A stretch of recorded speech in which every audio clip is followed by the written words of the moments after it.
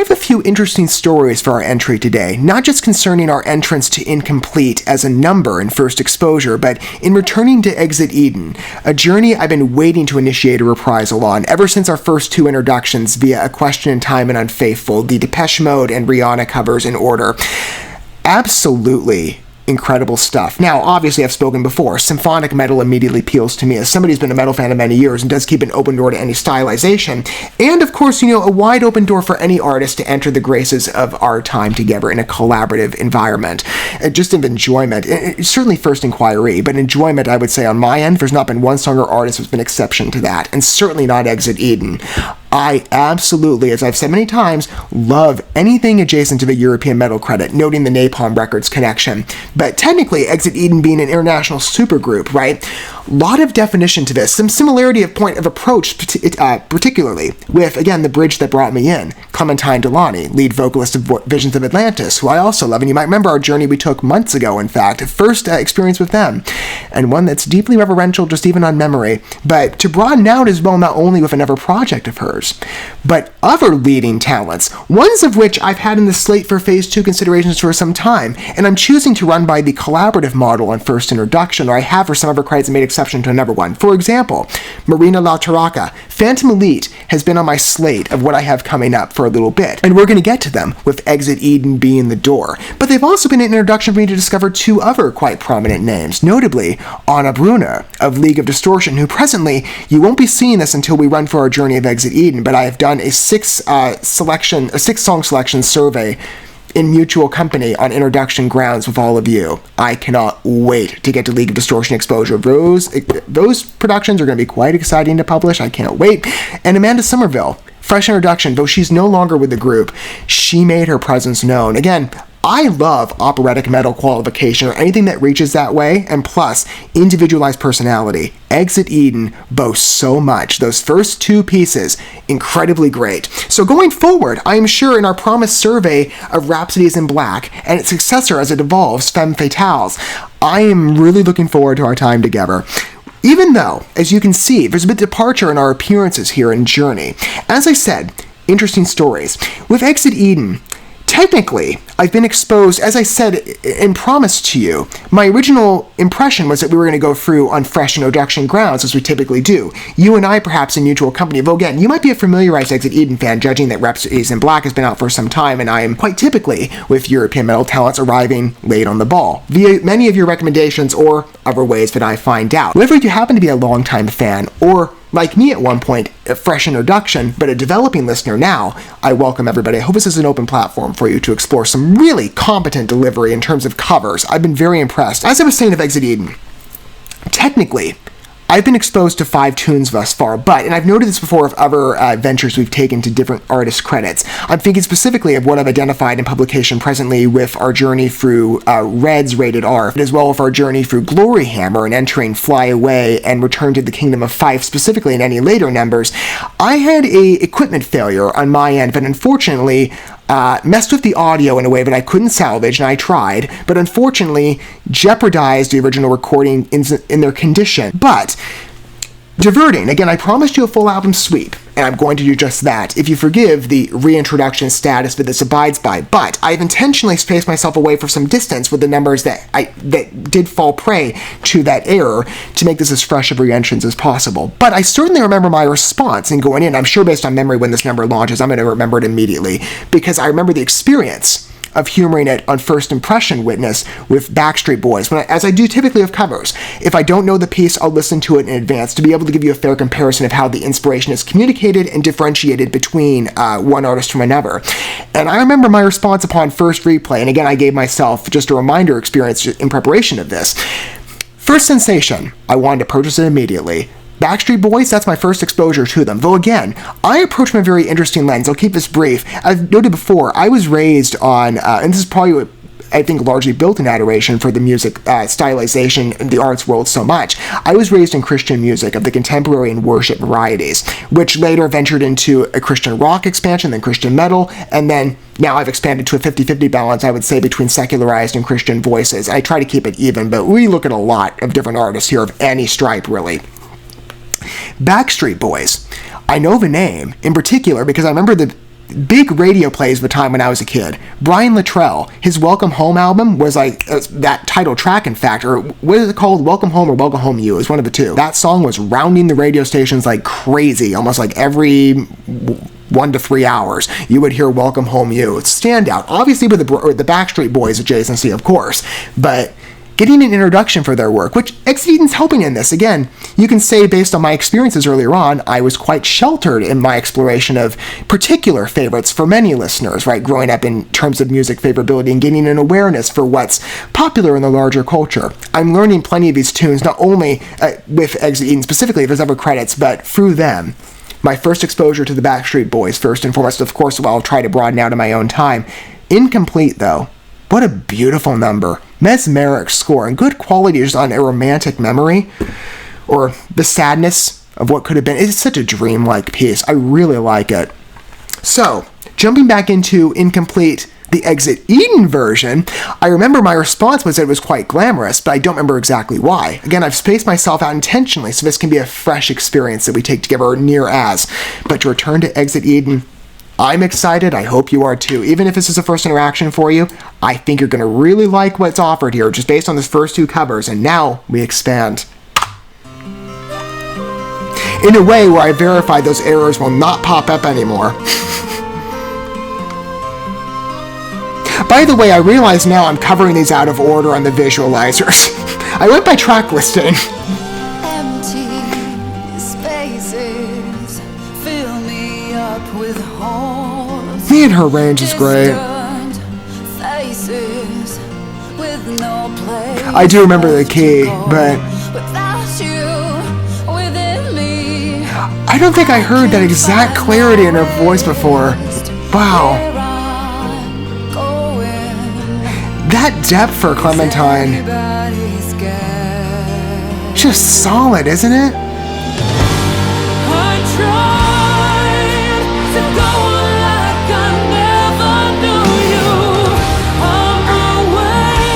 It's perfect. Such an immersive journey, right? When everybody comes in company.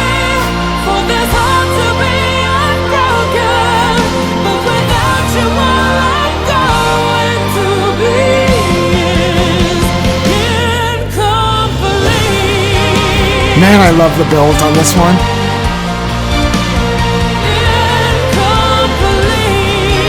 Really carried as a tune.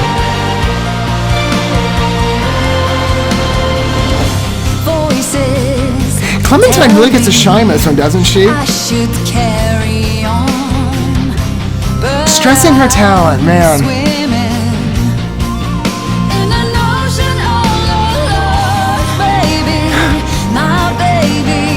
The versatility on range.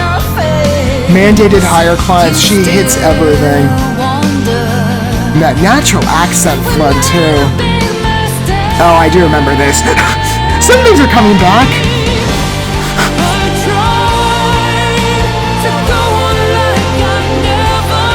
Those choruses pierce.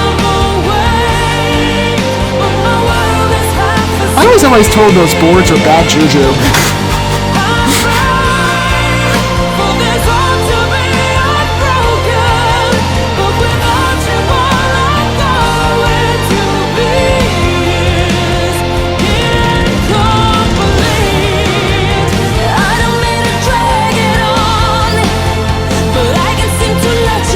The trade-offs too on this one, so natural.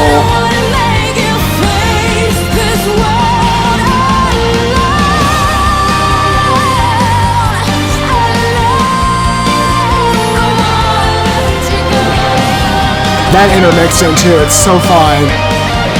Wow.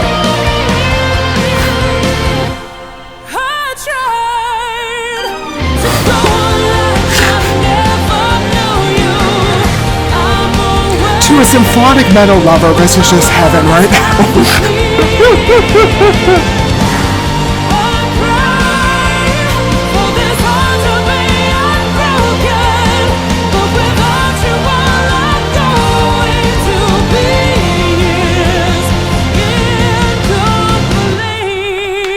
I forgot about the cutoff towards the end. Oh!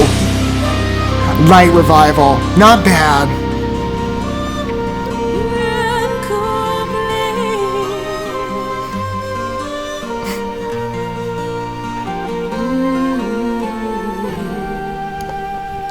perfect choices with this one, right? It does shift key, even pace though, but the same sensation that Backstreet Boys gives you, I love that original tune, mimicked so well in an alternate voice on a symphonic, I would qualify as well by certain tones, certainly on the visualizer, Gothic metal extremes. I love the meld here, and vocally, everybody floats together. Now, centrally, what you see in this song, now, Unfaithful gave us a strict window to Anna Brunner, which is very much an introduction for her. And again, the individualized quality between all three, you see it when permitted. I love, by the way, the organization of how these videos display who's singing. Again, everybody, one person comes forward at a time, and then the other person that precedes them will step back. Or I don't think, or maybe two have come, I forget exactly. It's usually just one person will walk forward, and then you're like, okay, this is the person who has the greater dominance of voice, especially for those chorus sections. Amanda's, the reach and the depth again on her vibrato truly impresses me. Clementine, though, just, again, the definition on extreme. When she hits the deeper ranges, too, where that's mandated, like on the introduction, I think the second line, hit even more now than I remember on First Sensation, but still, very much a welcome experience. The body on these works truly impresses me. Again, the versatility within covers from any artist we examine, quite impressive, but the density, in effect, incomplete. Just a transfixing piece with a sweeping score. Good cue, by the way, into that final chorus. I love that. Again, such a symphonic trait. Perfect choices. You just fall in love with the score immediately. And yes, it does come back on memory the minute you start it, but then I'm listening to it again. It's been so long, right? It's just, there's so many things I forgot about. Again, just the delicate touches to this number, the vocal trade-offs and interlacing. Again, wherever it chooses to go. For example, switching between from the chorus to then what we're welcome to for two verses of dominance of Clementine focus, then altering or shifting role to Marina, and it being not only seeming or suspiciously kind of equivalent on range, but you're tempted to think that way, even though it's not, because each one has a very individualized accent, which is quite well pronounced in their lyrics. Again, individualized performance roles really demonstrate that, but simulated in effect, plus how this number is organized, it almost came across the same, but then you get that sweeping range on her voice. It's truly incredible. And even the loose concept, I did see one comment, someone I think put it on the question in time entry. I just remember it loosely, I'm probably messing up the quote, but someone was like, if these ladies are just trapped in this house for like 6 numbers, but it's a symphonic heaven experience, isn't it? I'm like, I don't mind. It's a deeply cinematic location, I think. You speak of like classical experiences in any place in this house, and plus the way it's, so they get a lot of mileage out of this one location. It's truly amazing to me. And the loose stories, I'm imagining again, because the last 2 entries have been a bit of a crossover, and this was very Clementine-centric from what I remember, and loosely, I think, I don't remember who it is for Impossible, but I do think the focus shifts. So in later entries, I think we're going to see like individualized performances when one person walks forward, okay, this is the one that's being showcased here, even with maybe a vocal interlacing in the background or an accompaniment. I think later entries separate themselves, and this was the Clementine story, of which I think all of us certainly think on Destination when you see one of those boards. And I'm not just speaking, of course, of what I've made no secret about from my vantage point of a background, Christian faith, but I'm very well aware of those boards, and again, seeing them in effect in plenty of horror stories. You don't mess with them. I think she learns her lesson, right? The tearful running away. It's kind of funny, I think.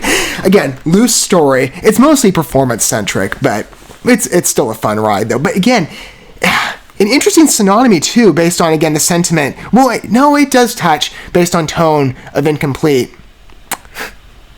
The approach to the first number, right? That influence of, again, a romantic drive and passion. Beautifully communicated in symphonic stylization of perfection, I think. Some of the best cover experiences we're having together, in my opinion, with Exit Eden, and I hope you feel the same. However you approach, again, I welcome everybody. Longtime fans or initiate listeners or developing ones like myself. What do you think? More to come. 2 more reintroductions before we go back into our original destinations of, I have no clue what to expect, and those are coming, I believe, as of track 6. Coming up next, I remember the effect of this one too, Chantel. Ooh, I'm looking forward to our future destinations together, which are going to be concerning Exit Eden. Quite fun. I've been waiting for a return, and we're finally getting it today. However it approaches, it's quite a sensational experience for me, and I hope for you it feels the same. Thank you so much for watching this video. Before you bounce, feel free to drop a like and comment, subscribe to this channel with a ding on the bell, and share this video with your friends. And consider checking out the description here. There you'll find links to my other channels, as well as addresses to my other social media accounts and ways you can help support my work if you feel so inclined. May God bless you, and looking forward to when our paths cross again.